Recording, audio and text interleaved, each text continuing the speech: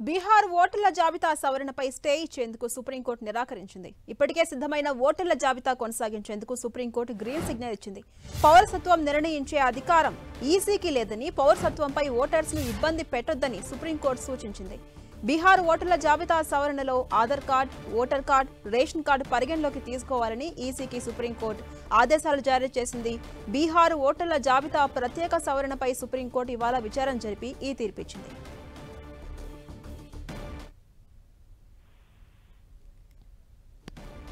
బీహార్ ఓటర్ల జాబితా సవరణపై స్టే ఇచ్చేందుకు సుప్రీంకోర్టు నిరాకరించింది. ఇప్పటికే సిద్ధమైనటువంటి ఓటర్ల జాబితాను కొనసాగించాలని ఈసీకి సూచించింది సుప్రీంకోర్టు. ఇదే అంశంపై మరింత సమాచారం మా ప్రతినిధి ఢిల్లీ నుంచి గోపి అందిస్తారు. గోపి, ఝాన్సీ అసెంబ్లీ ఎన్నికలలో ఓటర్ల జాబితాలో ప్రత్యేక సవరణ నిర్వహించాలంటూ కూడా ఎన్నికల సంఘాన్ని నిర్ణయాన్ని కూడా బీహార్ రాజకీయాల్లో కొంత వివాదాస్పదం అవుతుంది. దీనిపైన ప్రతిపక్షాలు ఇప్పటికే సుప్రీంకోర్టును ఆశ్రయించారు. అయితే ఈసీ చర్యను సుప్రీం ధర్మాసనం సమర్థించడం జరిగింది. ఇది రాజ్యాంగ ప్రకారంగా జరుగుతున్న ప్రక్రియనే అంటూ కూడా వ్యాఖ్యానించడం జరిగింది. ఎన్నికల ముందు నిర్వహించడాన్ని మాత్రం ఎలక్షన్ కమిషన్ కి సంబంధించి కూడా సుప్రీంకోర్టు కొంత ప్రశ్నించిన పరిస్థితి ఉంది. అయితే ఈ ప్రక్రియలో ప్రస్తుతం ఎటువంటి తప్పు లేదు. అయితే ఇక్కడ ఏదైతే ఈ యొక్క సమస్య అంతా కూడా చేపడుతున్న సమయానికి సంబంధించి అంటూ కూడా సుప్రీంకోర్టు అభిప్రాయపడడం జరిగింది. అయితే ఎన్నికలు సమీపిస్తున్న వేళ ఒక వ్యక్తి ఓటును కోల్పోతే దాని గురించి అడిగేందుకు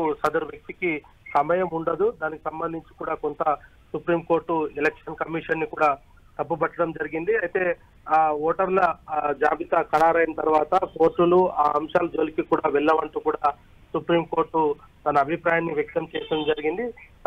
ఓటు కోల్పోయిన వ్యక్తి ఎన్నికల ముందు సవరించిన జాబితాను సవాలు చేసేందుకు కూడా వీలు ఉండదంటూ కూడా సుప్రీంకోర్టు అభిప్రాయపడడం జరిగింది. అయితే దీనికి సంబంధించి కూడా ఇప్పటికే దాదాపు 20 ఏళ్ల క్రితం ఓటర్ల జాబితా ప్రక్షాళన జరిగిందంటూ కూడా ఆ పిటిషనర్లు కూడా కోర్టు దృష్టికి తీసుకువెళ్లడం జరిగింది. ప్రస్తుతం ఏదైతే ఓటర్ల జాబితాకు సంబంధించి ఏదైతే బీహార్ ఓటర్ల జాబితా సవరణ పైన కూడా స్టే ఇవ్వడానికి సుప్రీంకోర్టు అయితే నిరాకరించడం జరిగింది. ఓటర్ల జాబితాను కొనసాగించవచ్చు అంటూ కూడా సవరణను కొనసాగించవచ్చు అంటూ కూడా సుప్రీంకోర్టు చెప్పడం జరిగింది. ఆధార్ ని కూడా పరిగణనలోకి తీసుకోవాలి అంటూ కూడా సుప్రీంకోర్టు అభిప్రాయడం జరిగింది. పౌరసత్వం నిర్ణయించే అధికారం ఈసీకి లేదు అంటూ కూడా అభిప్రాయాన్ని సుప్రీంకోర్టు వ్యక్తం చేసింది. అయితే పౌరసత్వంపై ఓటర్లను ఇబ్బంది పెట్టొద్దంటూ కూడా మరోసారి సుప్రీంకోర్టు చెప్పడం జరిగింది. ఈసీ పేర్కొన్న 11 గుర్తింపు పత్రాలతో పాటు ఆధారు, ఓటర్ ఐడి, రేషన్ కార్డును కూడా